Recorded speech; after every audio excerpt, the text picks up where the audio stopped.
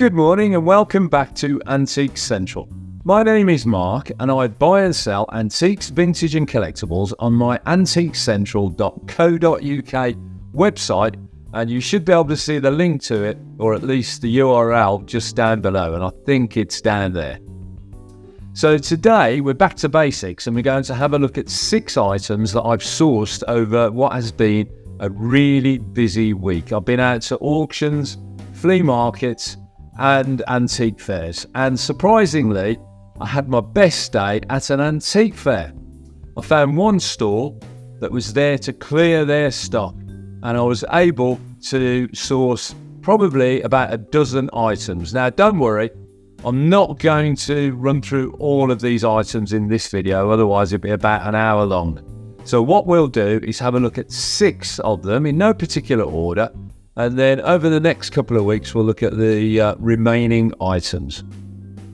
So to begin with, I should point out there's a mixture of wood and metal, as you can imagine. That is the area I wouldn't say specialise in, but I tend to gravitate towards metalware and woodenware. It's all antique and vintage, so hopefully there'll be something for most people to enjoy in this short 15-minute max haul video. And to guarantee that, what I'll do, I'll start the clock. There you go. So the plan is not to go over 15 minutes. Right. First up, we'll take a look at this antique copper and brass water pitcher or small pouring jug. Now, there's no maker's mark on the base at all. It's extremely well made. It's got some weight.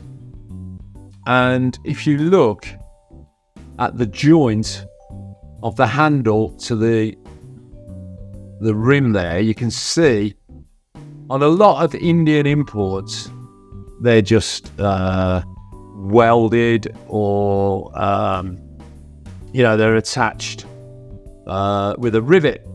Now, this has a beautifully made seamed joint. I don't know if you can make that out.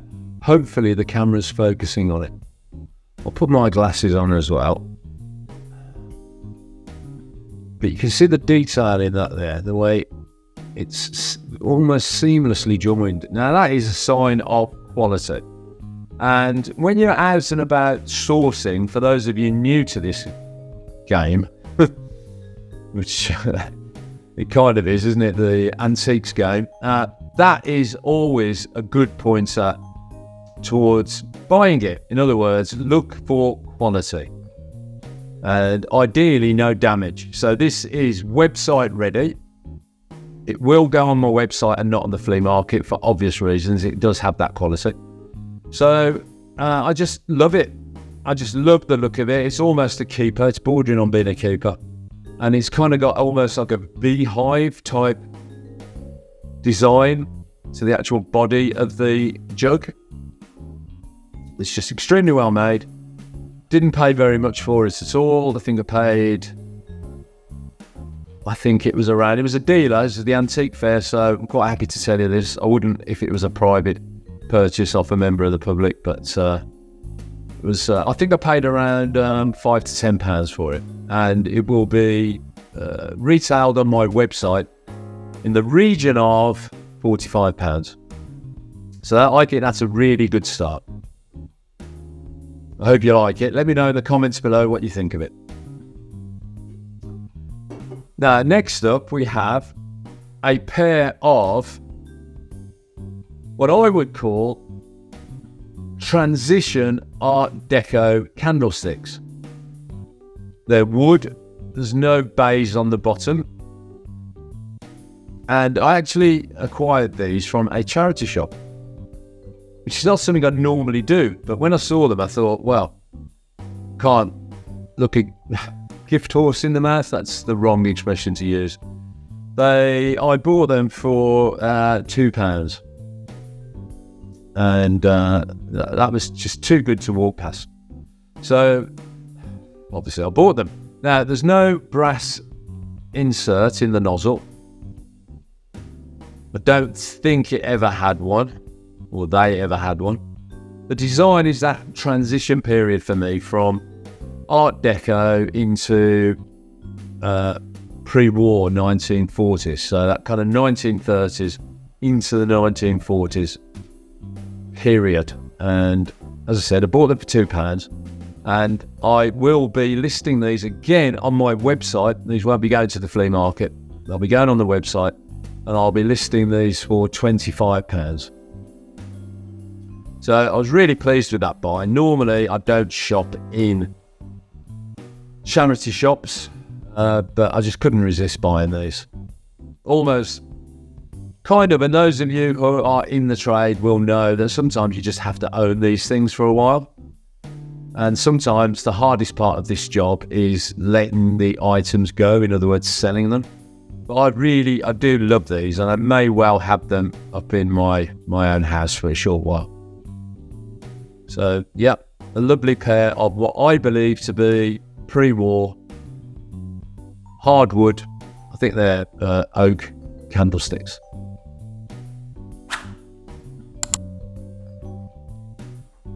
Right, next up, this is a little bit different. Now, those of you who are familiar with my website know that I do like my decorative items as well as functional items, and this falls into that category. There you go.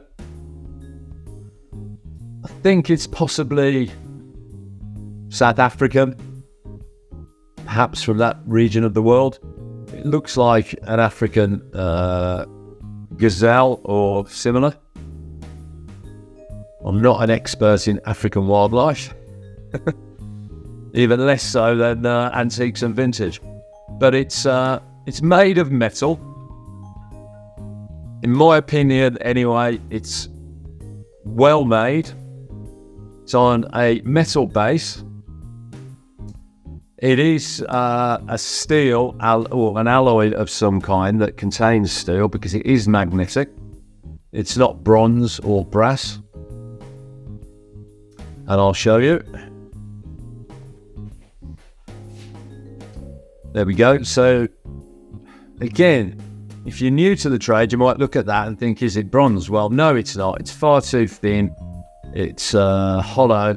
And the obvious test is, here's the magnet,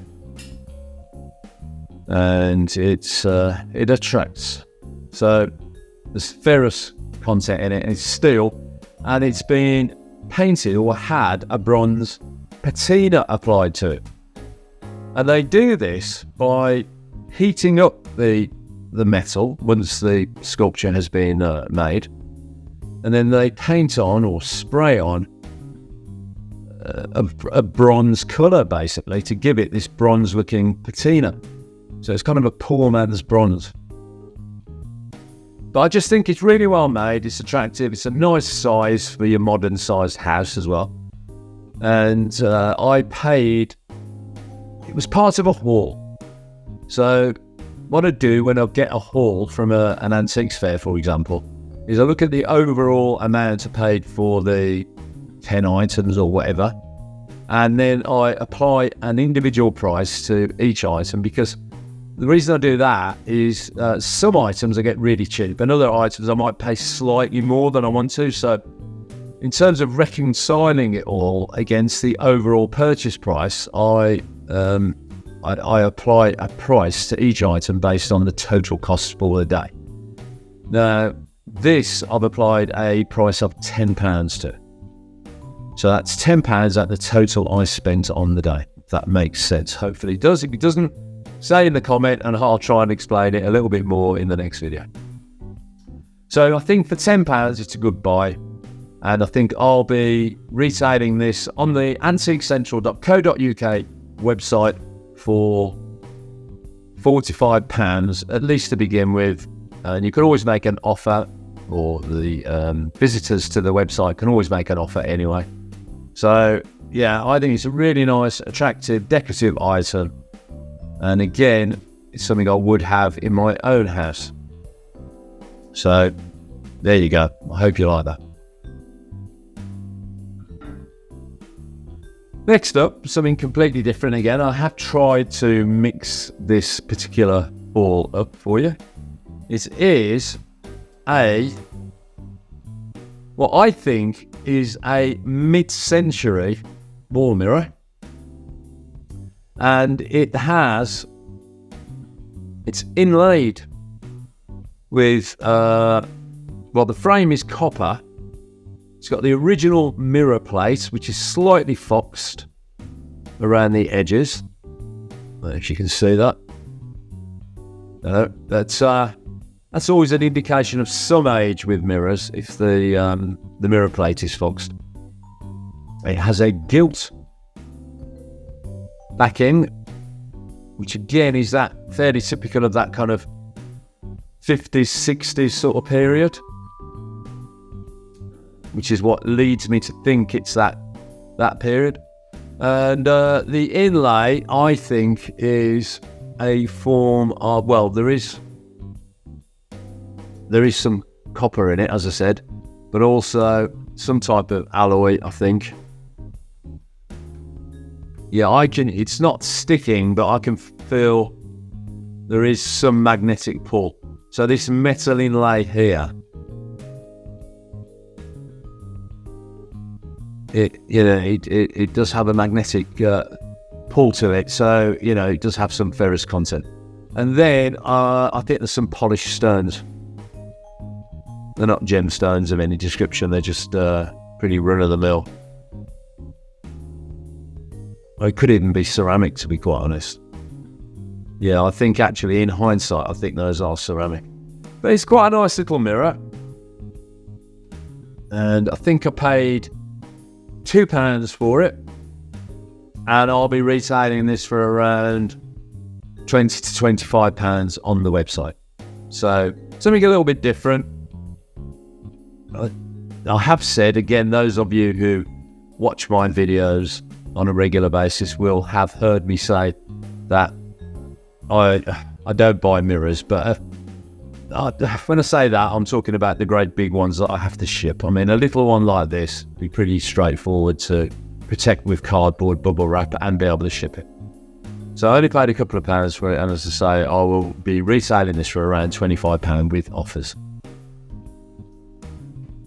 Next up, we have a lovely, tiny little milking stool, which could also obviously be used as a pot stand. It's hardwood. I believe it to be oak. And overall, it's in good condition. The one leg is slightly loose. Well, it's not really loose, it just moves in its on the joint. But I can glue that if I feel it needs to be glued. May not. It's got a lovely patina to the wood brought on by age and use. You can see the polish around the edges and the gouges, the scratches. But overall, it's in really, really good condition. Now, these sell really well. People use them as pot stands. You can imagine that, with a nice pot on it and a plant. Or it could be used if you do want to milk a cow. Who knows? What the buyer does with it is their business inside it. So it could be used as a milking stool, or equally just as a little footstool, or as a plant stand. As I said, I got it for £5, and I'll be retailing this for in the region of about, sounds a lot, but they do sell. It'll be listed for around about £45 with offers again. So a lovely little solid oak, it's not veneered, solid oak milking stool. And finally, this is probably one of the favourite items I've got in the last few weeks. And it's a work of art. It's an oil painting on canvas. And here it is. Now what I'll do, I'll cut in some photos of it because the reflections, I think, will prevent me from showing it you properly. It was painted in 1918. How do I know that? because the date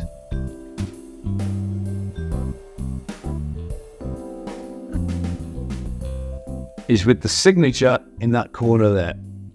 Again, I will cut in some photographs, but you can just make out. Anyway, the signature and the date, 1918. The name of the painting is actually there as well. It's called Drifting. I don't know if you can see that. Again, I will cut in a close-up. And it was painted by an artist called L.E. Garbett in 1918. Now, I'm going to set any viewer who's interested in taking up the challenge a little task here. I had a quick look for him, or her, of course, could be either, and I can't find any reference to this particular artist. So it could be an amateur work, but it's certainly been framed quite nicely. Winsor & Newton canvas. It's on a stretcher, and I think this is the original frame it came in, typical of the period. All of the stretcher is complete at the back as well. So I've no reason to believe it's anything other than a genuine painting on canvas from 1918. But yeah, L.E. Garbett, or Garbett, which is G-A-R-B-E-T-T. So if anybody can find out any information, I'd be extremely grateful. And obviously, if you do, drop it in a comment below, or you can contact me via the website on the contact form. Right, so that's the last item. Now, what did I buy it for? I actually picked it up at an auction for £14 and 40 pence, I think it was, with the fees. It was either £14.40 or £14.60, one or the other. And I will be retailing this, and probably not as much as you think actually, but it'll probably go onto the website for £45. Unless, of course, I hear this is an incredibly famous artist and it's a lost masterpiece, which probably a lie, to be honest. Good, right, okay, so there you go. A nice piece of art to finish on, which is probably unusual for me, but I do enjoy buying art when I can. So I think we're around the 15 minutes. We might have just slightly gone over, but I hope you enjoyed the video. I hope you found it informative and interesting. And if you did and you're still watching, please like, comment, share and subscribe, because that's the only way we can grow the community and the channel. I don't ask for any financial contributions other than obviously selling my items, but I don't do Patreon or buy me a coffee or anything like that, and I never will. So if you want to support the channel, please like, comment, share and subscribe. It's all free and it only takes a fraction of a second, and I'd really value that. So that's it. That's this week's haul video completed, and as ever, take care, stay safe, and I'll see you next time.